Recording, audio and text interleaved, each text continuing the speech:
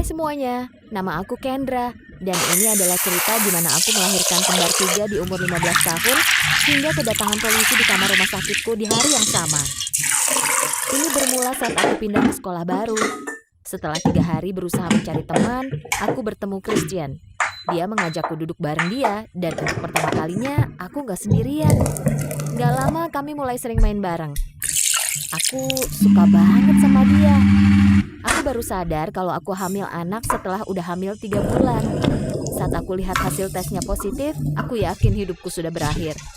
Waktu aku mikirin cara bilang ke orang-orang, ibuku menemukan tesnya di tempat sampah. Dia marah banget dan mengusir aku dari rumah. Aku harus tinggal sama kakakku dan dia tinggal di sebuah karavan di sisi kota lainnya dengan 2 anaknya yang kerjaannya teriak-teriak. Tinggal di sana itu kayak mimpi buruk. Tapi aku gak punya pilihan lain. Lalu aku harus bilang ke Christian. Aku pikir dia bakal kabur atau teriak padaku. Tapi dia menggandengku dan bilang sesuatu yang gak akan pernah aku lupain. Aku akan mencintaimu dan menjagamu sampai aku mati nanti, bidadariku. Ya ampun, gimana aku gak sayang sama orang ini? Saat aku USG pertama kali, Christian ada di sana memegang tanganku. Tapi waktu dokternya lihat ke layar, wajah dia berubah pucat pasi. Dia panggil dokter lain, lalu dokter lain lagi. Akhirnya beritanya terbongkar. Aku hamil kembar 3. Aku melihat reaksi Christian. Aku mau dia bilang ke aku kalau semua akan baik-baik saja, memastikan kalau dia akan selalu ada untukku. Tapi dia hanya melongo ke layar, wajahnya penuh keringat. Ini jelas bukan ketenangan yang aku butuhkan. Dokterku bilang kalau menjelang akhir kehamilan bakal berat karena aku hamil kembar 3. Aku harus melahirkan sesar. Aku takut, tapi aku berusaha mempersiapkan mentalku. Setelah appointment itu, Christian menjauh dan bilang kalau dia butuh waktu untuk berpikir. Dia naik mobil dan pergi. Aku harus naik bis ke rumah kakakku. Aku telepon Christian di hari itu, tapi nggak ada jawaban. Aku sedang hamil kembar 3, tinggal di karavan tanpa uang, dan pacarku meninggalkanku. Aku menangis sepanjang malam. Besoknya, aku mulai ambil kelas online karena perutku akan terus membesar. Aku nggak bisa ketemu Christian di sekolah, jadi aku telepon dan chat dia terus-terusan selama beberapa bulan. Setiap aku minta dia datang, dia selalu bikin alasan dan nggak pernah datang. Suatu hari, aku pergi ke mall untuk beli perlengkapan bayi. Di tengah mall, ada pasangan yang sedang ciuman di kursi. Kayak beneran ciuman. Itu bikin aku semakin mual. Tapi waktu aku mendekat, aku sadar sesuatu. Itu Christian sedang ciuman dengan Megan, cewek paling populer di angkatan. Aku gak tahan lagi. Aku langsung muntah ke lantai, ke Christian, ke Megan. Megan loncat dan teriak. Christian bertanya apa yang sedang aku lakukan di sini. Aku gak bisa ngomong sama dia tanpa nangis atau muntah lagi.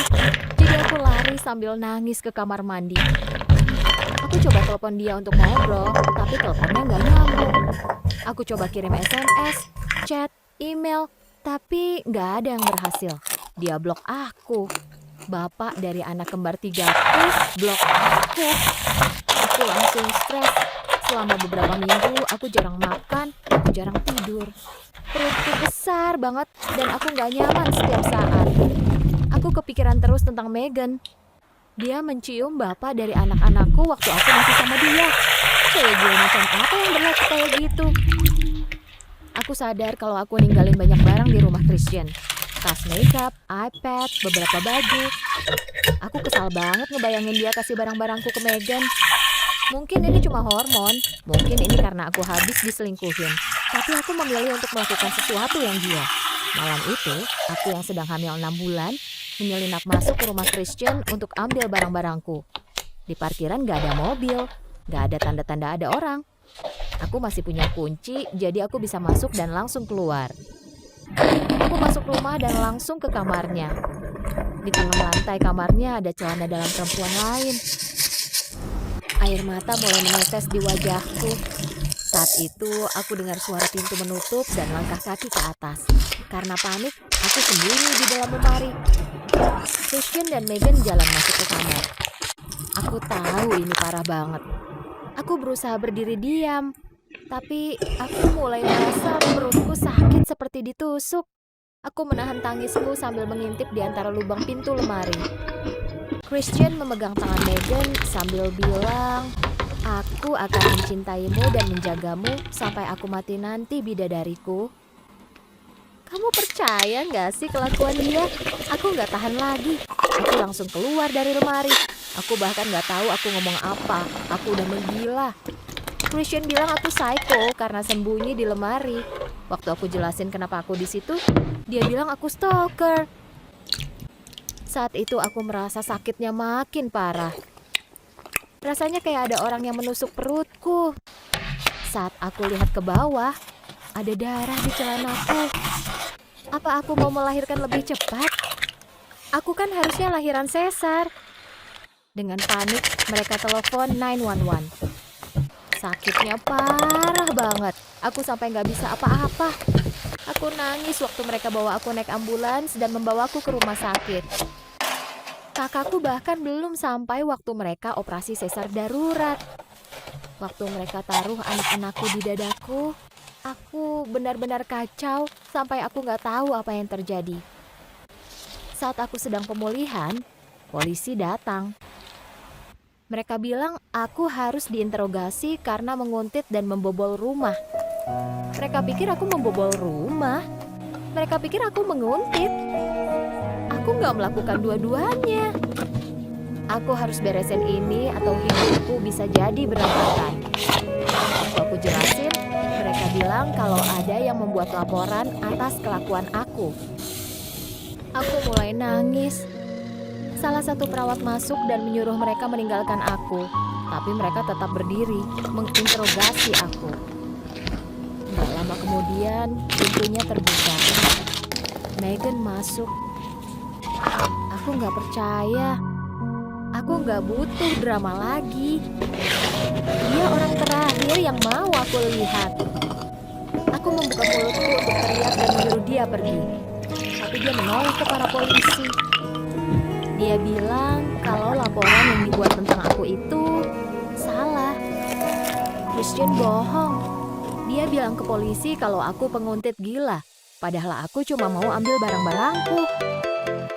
Aku pengen nyubit diriku sendiri. Aku ini mimpi atau gimana? Polisinya pergi dan Megan duduk di sampingku. Dia bilang kalau Christian gak pernah cerita tentang aku. Dia nggak tahu kalau aku hamil karena dia. Dia bahkan nggak tahu kalau kami pacaran. Dia langsung putusin Christian saat aku naik ambulans karena dia sadar kalau Christian itu brengsek. Aku terharu. Megan bilang kalau aku lebih baik nggak sama dia. Dan Megan mau bantu aku sebisa mungkin. Ibu dia kerja di perusahaan yang membuat produk bayi. Jadi dia bisa ambil sebanyak-banyaknya untuk aku secara gratis. Aku merasa air mataku mulai membendung. Selama ini, aku pikir dia itu musuhku. Selama beberapa bulan, Megan sering datang ke rumahku untuk bantu mengurus anak-anakku. Kami jadi teman dekat, dan aku bersyukur banget. Aku sadar kalau Christian ada di sampingku, aku justru lebih stres daripada nggak punya pasangan sama sekali. Mengurus kembar 3 itu susah. Tapi dengan teman, keberuntungan, dan keluargaku, aku rasa aku akan baik-baik saja. Apa kamu sadar? Tulisan di batu nisan. Poster penguin yang canggung. Apakah kamu menemukan? Kelinci? Cowok yang tidur?